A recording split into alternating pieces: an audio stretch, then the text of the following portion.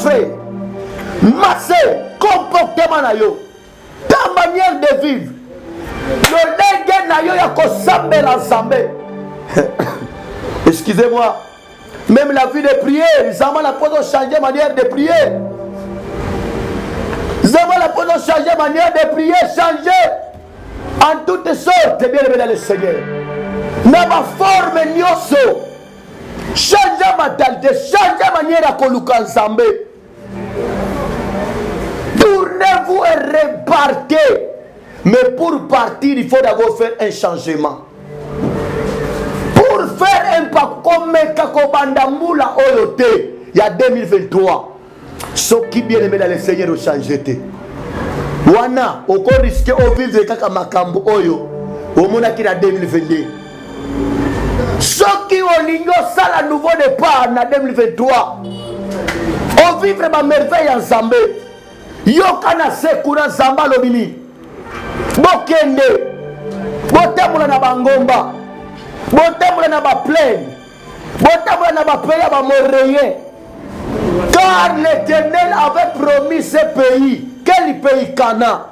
Zambé a promettre yo 2023 qu'ils en aient un récite. Il y a un miracle à Bikamwa.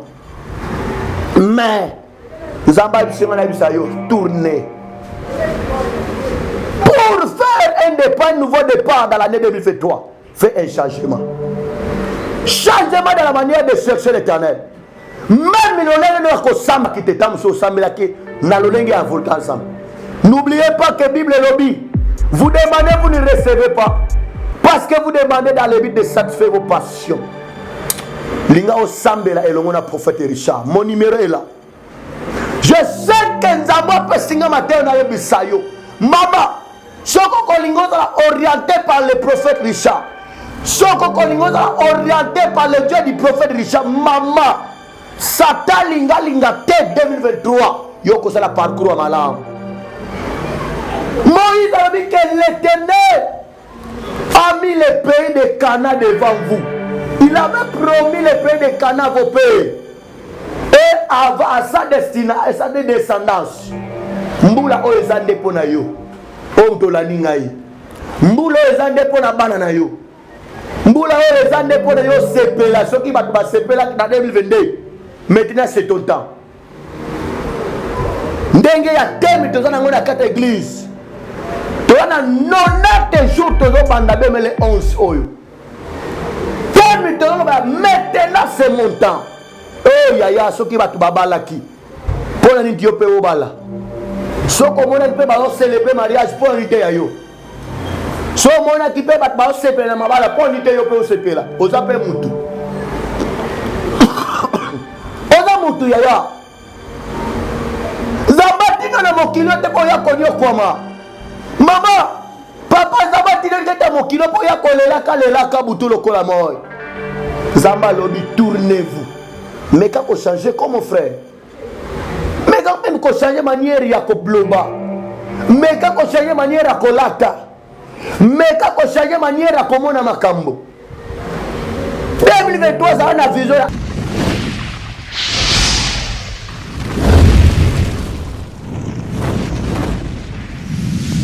Shalom, shalom, très cher bien-aimé, dans le Seigneur, que l'Éternel vous bénisse, que le Dieu des apôtres vous bénisse, que le Dieu d'Israël vous bénisse, bien-aimé dans le Seigneur, c'est bien votre humble serviteur, le prophète Richard Nim, autrement dit, la machine de l'Éternel. Bien-aimé Tika, Nzambe apambola bino makas, et na souhaité bino ba meilleur vœu, bonne année partout, oyobo misana kolanda. Le prophète Richard Nimi na kati ya émission na biso salemaka na kati ya chaîne ya EHP Media Parlement Céleste. Ezala boza na Amérique, ezala boza na Asie, ezala boza na Europe, Afrique et Océanie. Tika ke Nzambe ya lola apambola bino makasi. Et na pesi mbote na ba bien-aimé nyonso, na pesi mbote na mama EHP Media. Na pesi mbote na basali nyonso ya chaîne ya EHP Media pe na Papa Brice, vraiment mes condoléances Papa Brice, Nzambe na lola pe ayeba ko consoler yo pe Nzambe na lola alongisa yo. Bien-aimé, nayebi ke touti kolekisa mbula ya sika ya 2022 et maintenant nous sommes dans le début de la nouvelle année oyezali 2023. Nzambe a bateli biso asali biso grâce ya kokoma mukolo na lelo. Vraiment Nzambe na Israël apambola bino makasi. Nzambe abasakoli apambola bino makasi. Nzambe ya bantoma apambola bino makasi. Pe tikete mbula ya année 2023 ezala année moko ya succès, ezala année moko ya ba surprise, ezala pe année moko ya ba grande chose pe ya accomplissement. Alors tikete kolo apambola bino ndenge na tikoloba, c'est votre humble serviteur le prophète Richard Nimi. Alors bien aimé dans le Seigneur, je pense que ça fait un temps on ne s'entend plus. Ça fait un temps, on ne se fait plus voir. Je pense que plus ou moins 2 semaines, on ne se voit plus. Alors, on est là, on est en train de servir le Seigneur, on est en train de prier. To bosani pe binote, et na ebe tezana bandeko ope ba benga kabiso toujours, oto se soutenaka toujours na katina musala oyo. Zambe na lola pambola bino. Beneme na kate ya ane ya sika oyo. Tango mbula ebandi na ebete na kate ebandeli ya mbula makambo ebele pe bandaka. Ekoki kozala mbula ebandi mais ezala bana Nzambe ebele conscience na bango ezosala nanu te. Eza na bana Nzambe ebele bazaka makanisi na bango eza nanu kana 2022. Pendant que 2023 s'est démarré déjà. Mais bisoto sito bandi 2023 et longo na yo mutozo la nangai. C'est pourquoi Nzambe a inspiré nga eloko moko eza muke mais ça très important bien aimé dans le Seigneur et sengeli na bisoto partager na kati ya émission oyo elongo na prophète Richard Nimi. Bien aimé eloko na lingi kolobea na kati na moma oyo ezali intitulé Nouveau départ. Et loko Nzambe atianga aker kenaya kolobela na kati ya émission oyo ezali si un nouveau départ. Eza eloko tamusu oyokaka. Eza eloko tamusu pe oyoka. Mais nouveau départ. Ndenali na lobela bien aimé dans le Seigneur. Mais naebi que parole de Dieu chaque fois ezalaka règle ya conduite na biso. Naebi que parole de Dieu ezalaka lumière pour na biso. Toba na kotambola malam. Lolenge David alobaki éternel ta parole est une lampe à mes pieds. Alors na katia teminanga nazo pesa dès ce début de l'année na intitulé yango nouveau départ. Na lingi totang ensemble makomi na ensemble na mukanda ya Deutéronome chapitre nango premier à partir du 6e verset jusqu'au 8e verset. Deutéronome chapitre 1er à partir du 6e verset au 8e verset. Lisons la parole de Dieu. L'Éternel notre Dieu nous a parlé à Horeb en disant: vous avez assez demeuré dans cette montagne. Tournez-vous et partez, allez à la montagne des Amoréens et dans tous les pays voisinage, dans la plaine, sur les montagnes, dans la vallée, dans le midi, sur les côtés de la mer, au pays des Cananéens et au Liban, jusqu'au grand fleuve, au fleuve d'Euphrate. Verset 7, verset 8 plutôt. Voyez, j'ai mis les pays devant vous. Allez et prenez possession du pays, car l'Éternel a juré à vos pères, Abraham, Isaac et Jacob, de donner à eux et à leur postérité et à eux. Amen. Vraiment, Nzamba Pambolayo, sans plus tarder, et Yamboto Banda, nous devons commencer par la prière. Éternel Dieu, merci pour ces moments favorables que tu nous accordes encore, de nous tenir, Seigneur, devant ton peuple à travers cette chaîne. Dieu de grâce, toi tu as dit dans ta parole, mon peuple sera enseigné par moi-même. Libota nangai e kozala enseigné nangamoko. Dieu de grâce et lokoyo inspiré ngana lobena chaîne oyo. Tikete nyonse kobima et édifier peuple de Dieu. Parce que l'ilobano elobi que toute écriture est inspirée de Dieu, utile pour enseigner, utile pour corriger et convaincre dans la justice. Tika parole de Dieu, il y a un moment où il y a édifier, il y a convaincre batuna kata justice. Bien-aimés dans le Seigneur, que Dieu vous bénisse encore. Pourquoi Zambé appelle Singa thème où il y a un nouveau départ? Na kata thème na kolobla 4 points très importants. Parce que na temps bela kolexate, je vais un peu partir très rapide. Mais Zambé apambola mama nyonso. Oya beti libaku malamu ya kolanda émission oyo. Nzamba apambola papa nyonso, frère nyonso, sœur nyonso, serviteur de Dieu nyonso, servante de Dieu nyonso. Oya beti libaku malamu ya kolanda émission oyo. Bien-aimé dans le Seigneur, nouveau départ. Na elobela lingala balobi nouveau départ. Départ ya sika. Toko banda ya sika. Kobanda ya sika. Bien-aimé, n'a dit que année 2023, et si est bandit bien-aimé dans le Seigneur, année 2023. Mais ça n'a pas te belé, si tu côté 2023, bien-aimé, année 2023, et ça n'a pas te belé, année 2022. Mais Zambé a inspiré pas matin le nouveau départ. Na katia matin na le 4 points très importants. Oeko aider yo papa, oeko aider yo maman, au sala nouveau départ. Départ ya sika. Toko banda moko ya sika. Lokola mbula ebandi. Na souhaité yo ke bande la mbula ezala malamu pona yo. Mais bien aimé dans le Seigneur, avant que au sala nouveau départ, yoka makomi na Nzambe zoloba, l'Éternel Dieu nous a parlé à oreille. Yahweh Zambé a lobela kibiso. Yahweh Zambé azolobela yo papa. Yahweh Zambé azolobela yo mama ozolandanga sikoy. Eloko nini Zambé azolobela yo, alobi que vous avez assez demeuré sur cette montagne.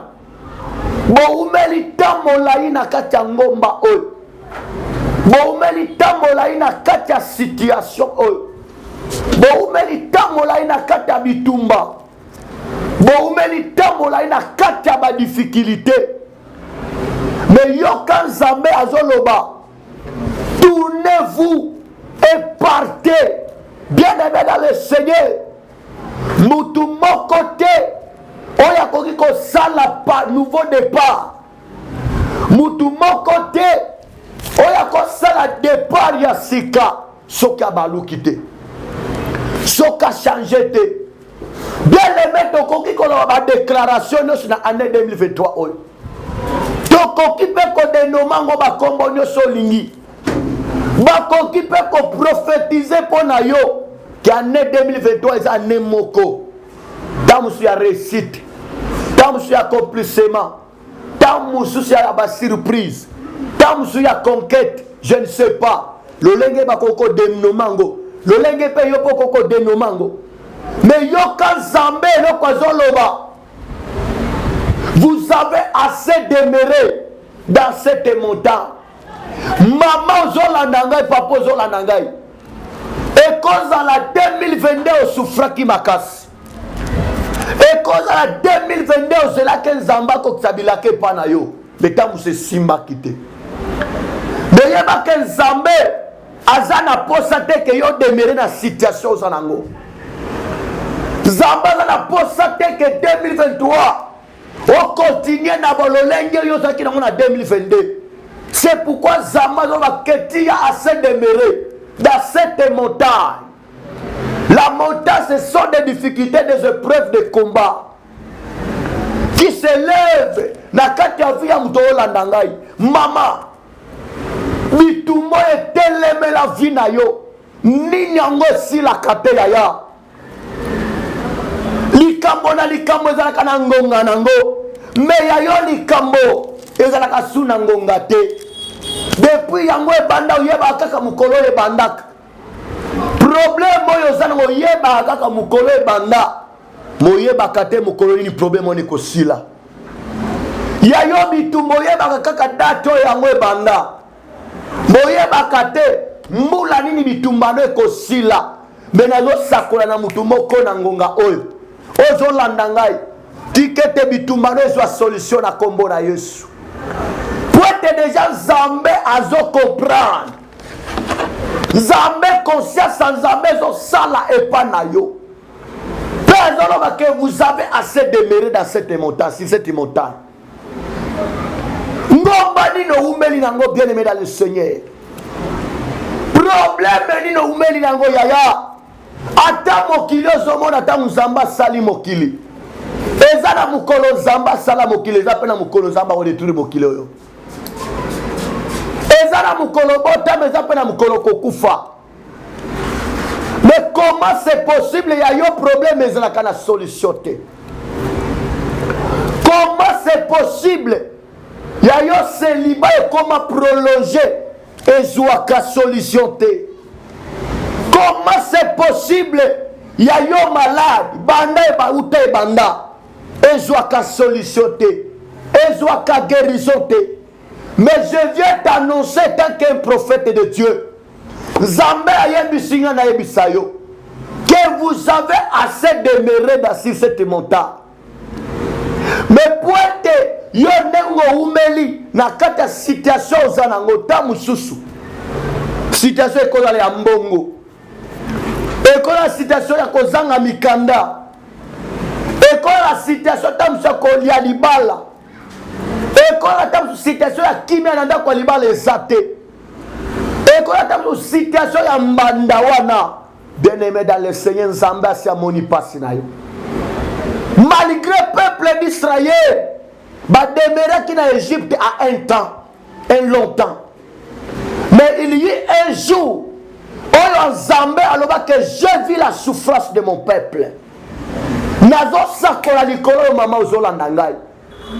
Que 2023 Zambé amoni pasinayo. Que 2023 Zamba moni bitumba na yo. Nde Zamba wana posa usala nouveau départ.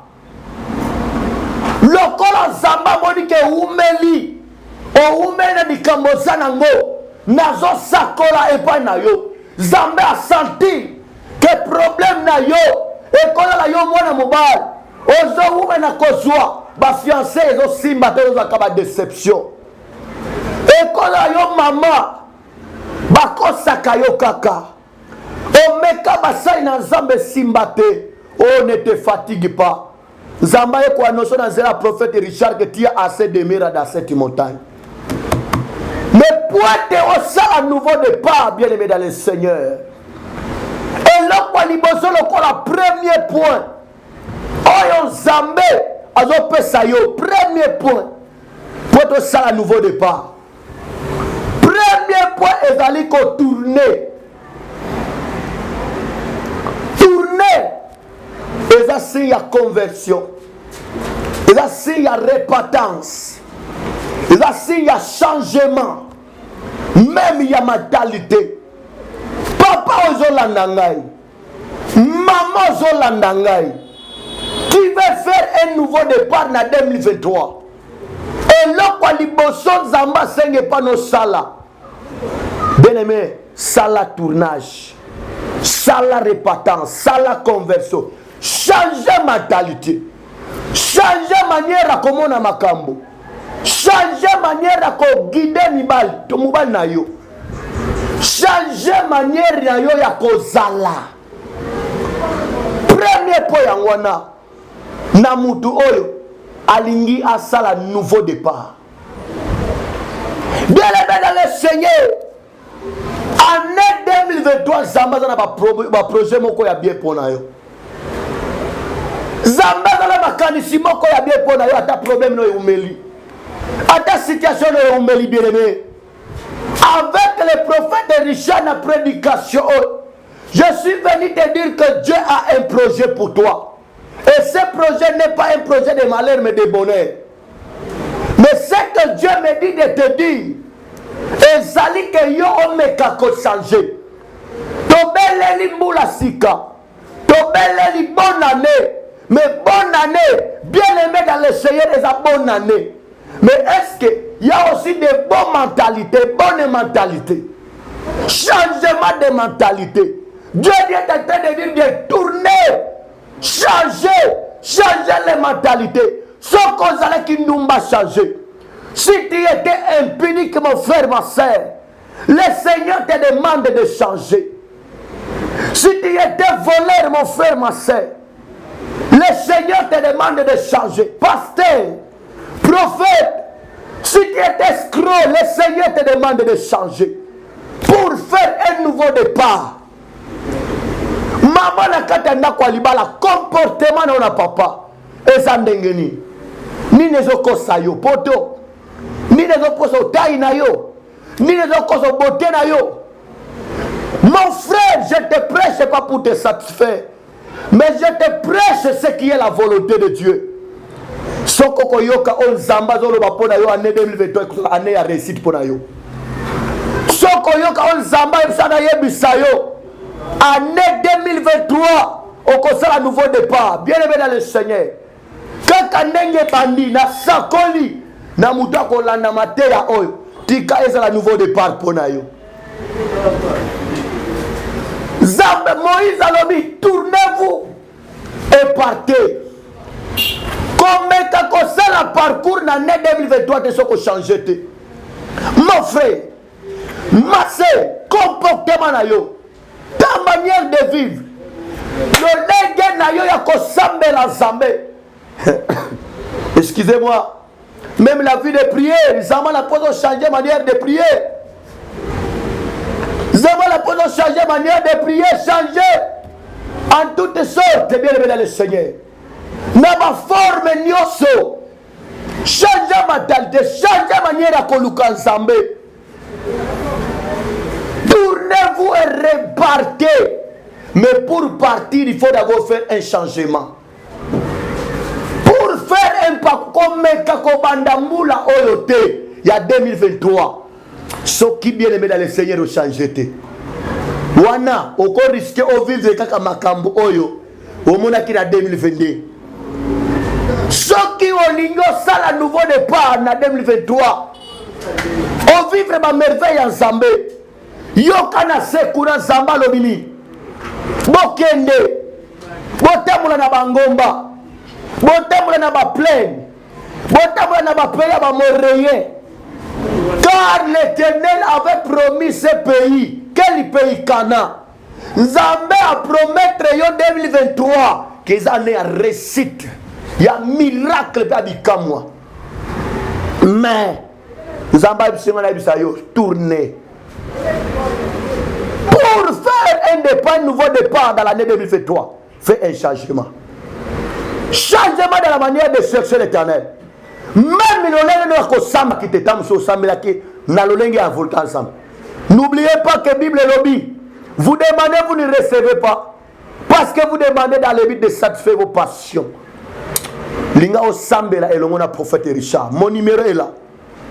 Je sais que Nzamba Pessinga Matin na Yebisayo. Maman, Soko Kolingoza orienté par le prophète Richard.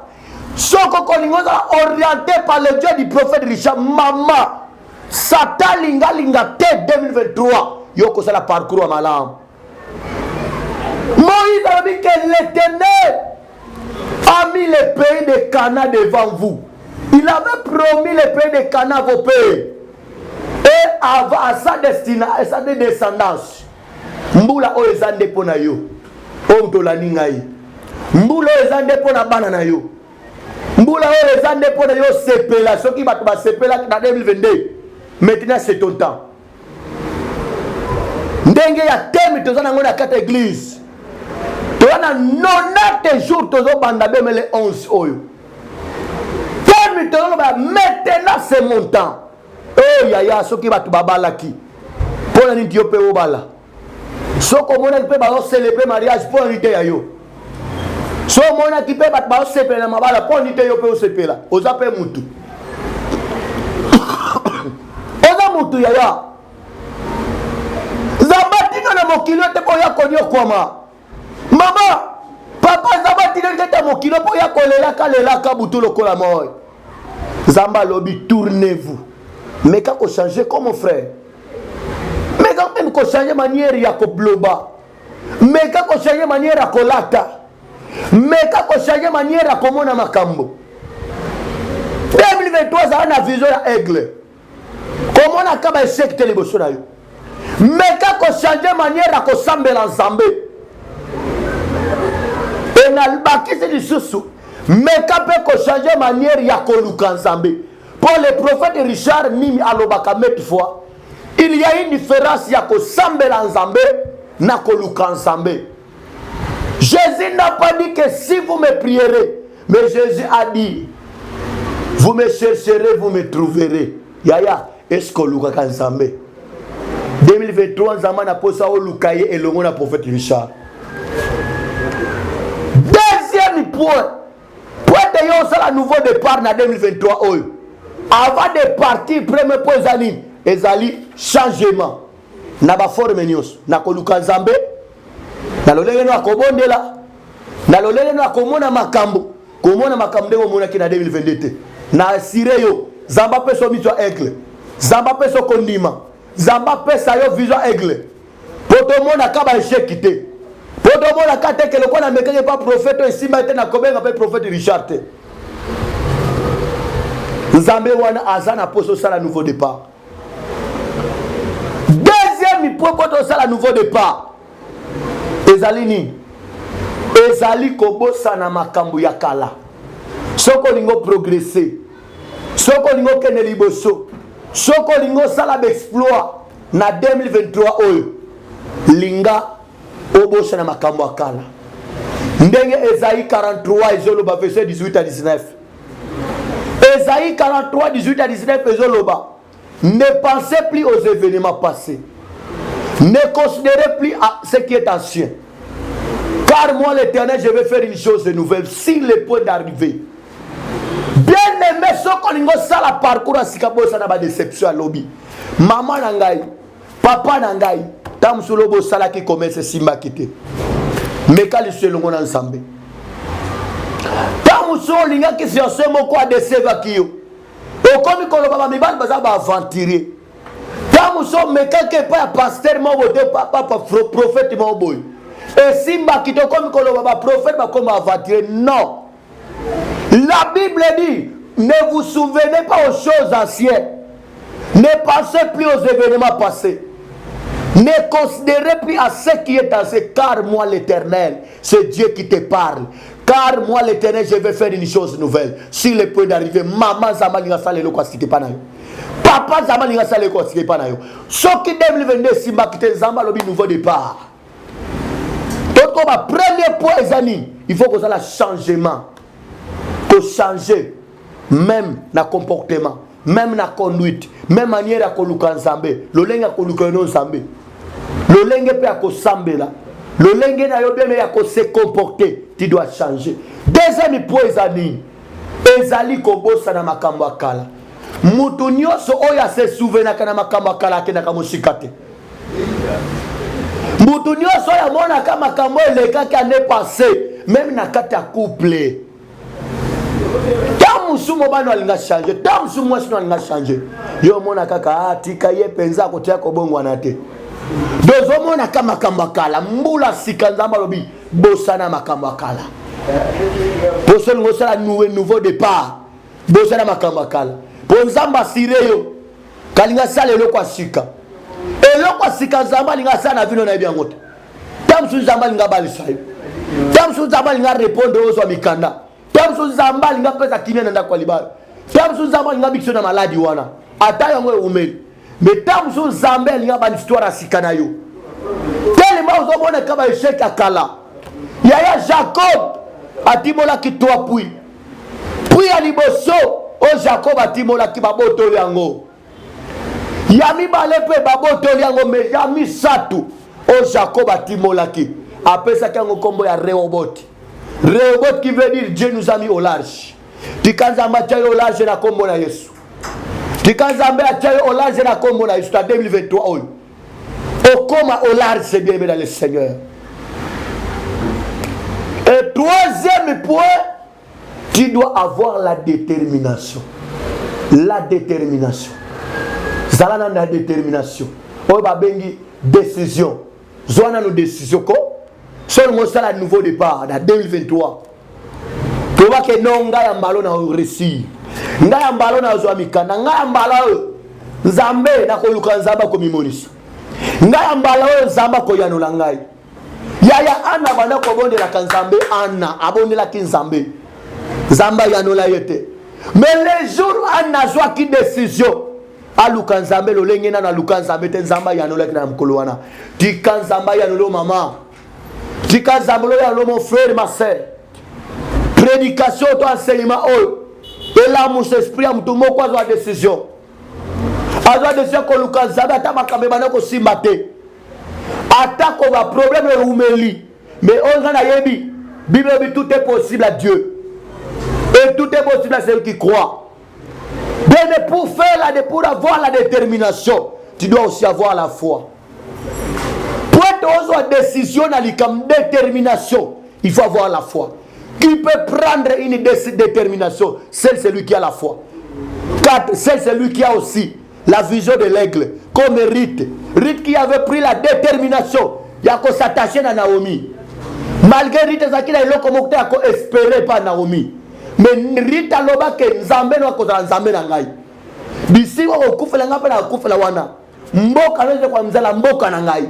Quelle détermination. Mais parce que Rita avait la foi. Mais kozala lokola hors paté. Lokola ameka ki ko simba ba pasteur musuwana et simba kité alobi nonga na tiki na ngai. Kozala hors paté. Mais ça lokola Rita. On a qui déterminé bien dans le Seigneur. Détermination dans la foi. Wana ko sala nouveau départ. Que l'Éternel vous bénisse. Que l'Éternel vous bénisse dans le Seigneur.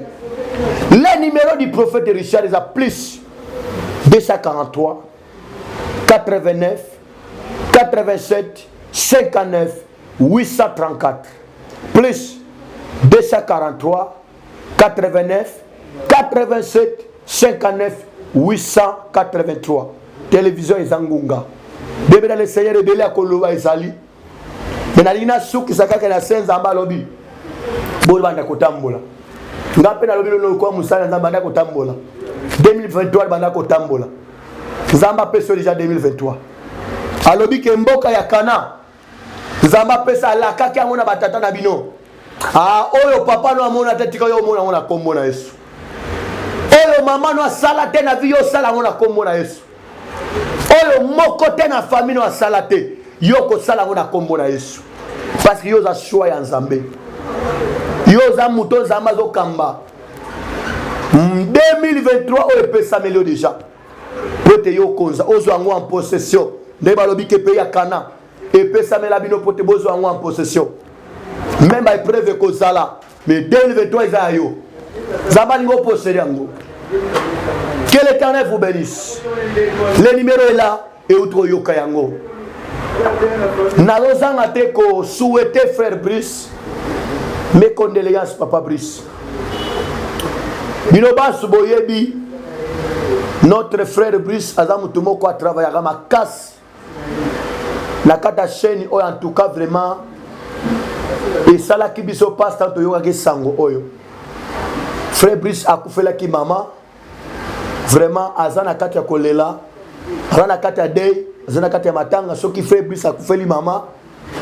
Ezali biso nyoso corps du Christ neto kufeli mama. Parce que na kati ya corps du Christ soki mutu moko. Loboko moko ezobela nzoto mutu kozala malade. Si réellement que frère Brice azaka frère moko malam. Ope asutaka biso na ba prier. Ope tamso exhortaka biso. Ope tamso a conseil ya kabiso. étant musu na nzela na ye biso ba oto telemaka na chaîne oyo po toteya notre frère biso na problème akufelaki mama mes condoléances papa Brice yaya benga frère Brice mama ozoka ngai papa ozoka ngai benga frère Brice numéro ne pesa wana bakoma Brice papa Brice bakoma papa sympa alors numéro ne wana ko benga ye pe o consoler ko benga ka prophète même na papa Brice benga yo consoler ye benga ye pe tam soupe ozana eloko moko o soutenir ye o sunga ye o soutenir ye o consoler même na maloba pe na acte tam bible lo ba te dolela na bato bazolela balobi kaka te ke tam ya zolela yo pe bana kolela beliko lo ba pe ke yo pe linga o participer na pasi wana zana ko benga ye ko consoler ye na mwa ye na yo pende kaka yo mutu malamu zolanda nga usalaka mama Landry nzamba pambulo makasi oko benge pe papa Brice de nini mama Fura nzamba pambulo makasi papa Jamon que Dieu vous bénisse je sais que bino bat usalaka makamba malamu papa na ngai belé bolanda kangai papa Alain que Dieu vous bénisse papa Nicolas je vous aime beaucoup vous êtes tellement nombreux papa Nicolas na Belgique que Dieu vous bénisse. Vous êtes nombreux, mes frères et mes sœurs. En tout cas, notre frère Brice a un problème.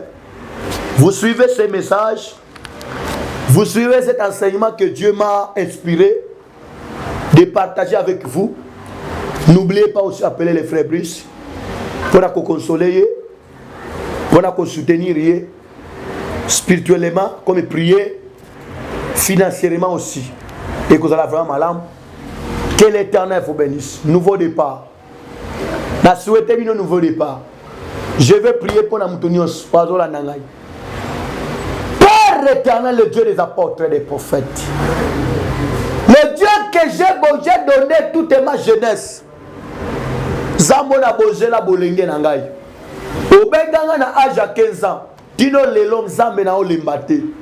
Pona musala na yo. Na yebete mula siko nzambe. Wana posa ya bato ba leli. Na 2022, c'est la nouveau départ. En 2023, c'est le départ à Sika. Message oyo nzambe bikisa mutu moko la ningai. Message oyo eke ne kopé sa vie na couple moko eni akebeba. Message oyo eke ne kopé sa kondima na mutu amona ke bakambero simba te nzambe na ngai. Merci parce que comme c'est poussé par l'esprit que les hommes ont parlé de la part de Dieu. Pambola mama HP, pambola chaîne oyo, pambola basage de HP, et pambola na bana nga nyos, oyo bazana Belgique, oyo bazana France, bazana Canada, bazana Asie, partout balanda kangai, pe ba oyo basutela kangai, oyo pe ba konsolaka, ba conseillaka, Zambe na lola kozanga te ko pambola bango. Petit que matin oyo pe sa vie na kombo na Yesu Christ. Na déclaré qu'année il y a 2023 et dans l'année à différence par rapport à l'année 2022. Muta lelate muta kufelate na kombo na Yesu Christ. Amen. Ciao ciao.